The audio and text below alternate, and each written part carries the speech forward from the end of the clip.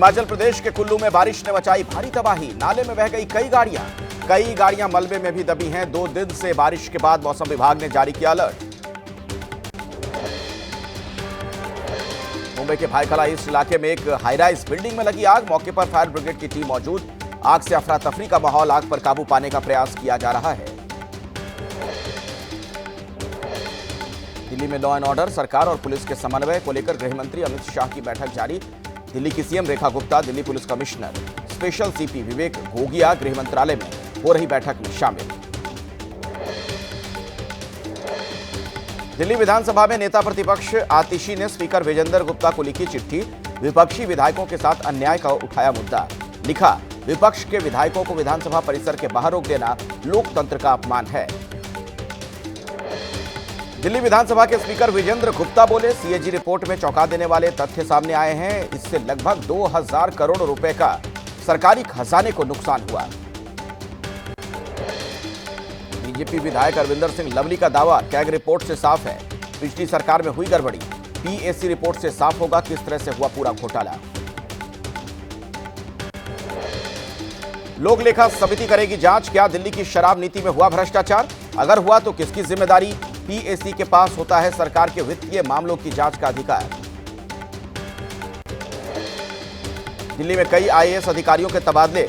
मधु रानी Tewatia CM की सचिव, रवि झा, संदीप कुमार विशेष सचिव, अजीमुल हक दिल्ली वक्फ बोर्ड के सीईओ बनाए गए।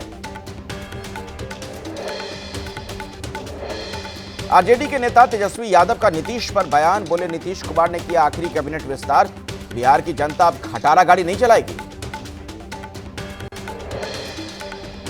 महाराष्ट्र में मुख्यमंत्री कार्यालय को फिर से मिली बम से उड़ाने की धमकी। मुंबई ट्रैफिक पुलिस को पाकिस्तानी नंबर से व्हाट्सएप पर आया धमकी भरा मैसेज। अलर्ट मोड में मुंबई पुलिस। लखनऊ में विधान भवन के अंदर आरएलडी का प्रदर्शन। कैबिनेट मंत्री अनिल कुमार के नेतृत्व में हिंदी भाषा एमके स्टालिन के बयान का विरोध। बयान पर राहुल अखिलेश से मांगा गया जवाब। महाकुंभ समापन होने के बाद योगी सरकार की अनोखी पहल। फायर टेंडर्स को दी गई 75 जिलों में संगम का जल पहुंचाने की जिम्मेदारी। आज से ही फायर टेंडर्स ने अपने जिलों में लौटना किया है शुरू। संभल जामा मस्जिद को इलाहाबाद हाईकोर्ट से नहीं मिली रंगाई पुताई की मंजूरी। सिर्फ साफ सफाई की हाईकोर्ट ने दी है मंजूरी। एएसआई की रिपोर्ट के बाद इलाहाबाद हाईकोर्ट ने सुनाया फैसला।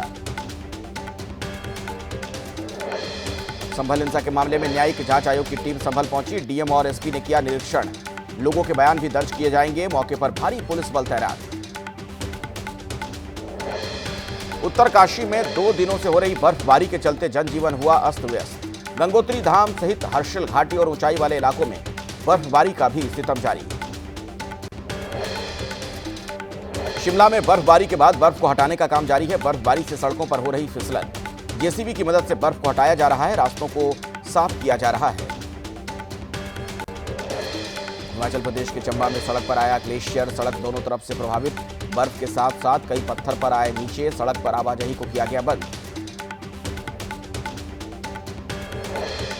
हिमाचल प्रदेश के लाहौल स्पीति में पिछले 48 घंटों में भारी बर्फबारी। लाहौल के एक नाले में बहता नजर आया ग्लेशियर। हिमाचल प्रदेश में भी बदला मौसम। लाहौल स्पीति में बर्फबारी और बारिश से बढ़ी ठंड। अगले 2 दिनों तक ऐसे ही मौसम रहने के आसार हैं। सड़कों पर फिसलन बढ़ गई है। प्रसिद्ध टूरिस्ट प्लेस मनाली में हो रही है जबरदस्त बर्फबारी। आसमान से बरस रही बर्फ देख सैलानियों के चेहरे खिल गए। जम्मू कश्मीर के उधमपुर में भारी बर्फबारी के चलते श्रीनगर लेह हाईवे बंद। रामसू और काजीगुंड के बीच कई फीट जमी बर्फ। दोनों तरफ से हाईवे पर आवाजाही प्रभावित। जम्मू कश्मीर के बारामूला में सड़कों पर जमी करीब 1 फीट तक बर्फ। पानी और बिजली की समस्या से जूझ रहे हैं लोग। मुख्य सड़कों से कई इलाकों की कनेक्टिविटी ठप। लद्दाख में करगिल जांस्कर नेशनल हाईवे पर भारी हिमस्खलन। हाईवे पर लगभग 5 फीट तक आई बर्फ। हिमस्खलन में बीआरओ टीम का कर्मचारी बाल बाल बचा। कमर तक बर्फ में चलकर सुरक्षित स्थान पर पहुंचा कर्मचारी। जम्मू कश्मीर के डोडा में भारी बर्फबारी। बर्फ की सफेद चादर में समाई वादियां। बर्फबारी के साथ साथ बारिश बनी लोगों के लिए परेशानी। तापमान में भी भारी गिरावट।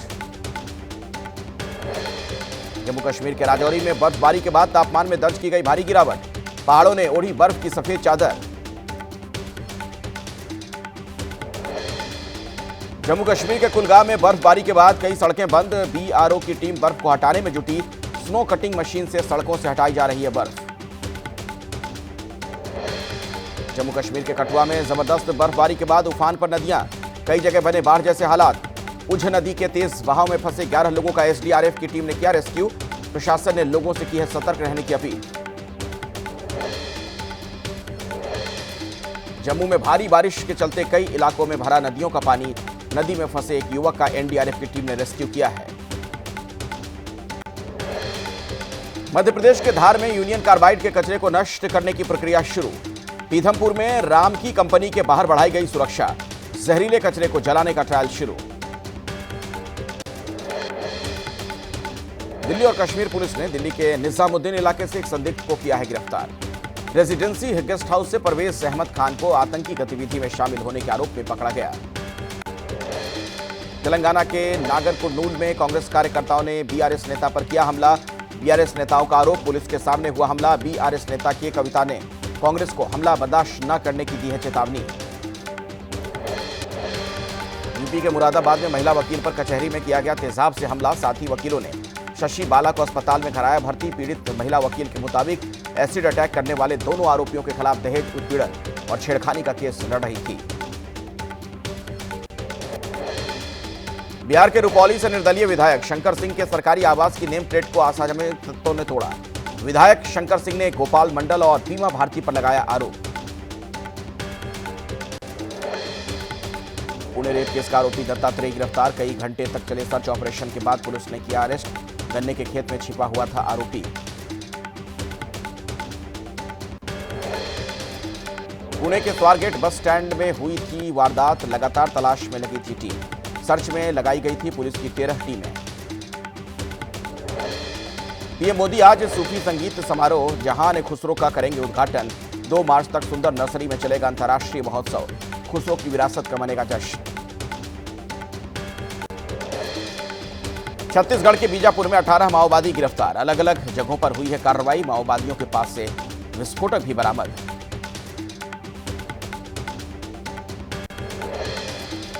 तेलंगाना में सुरंग हादसे का 7वां दिन है। रेस्क्यू ऑपरेशन किया गया तेज। मलबा हटाने के लिए प्लाज्मा कटर का भी इस्तेमाल किया जा रहा है।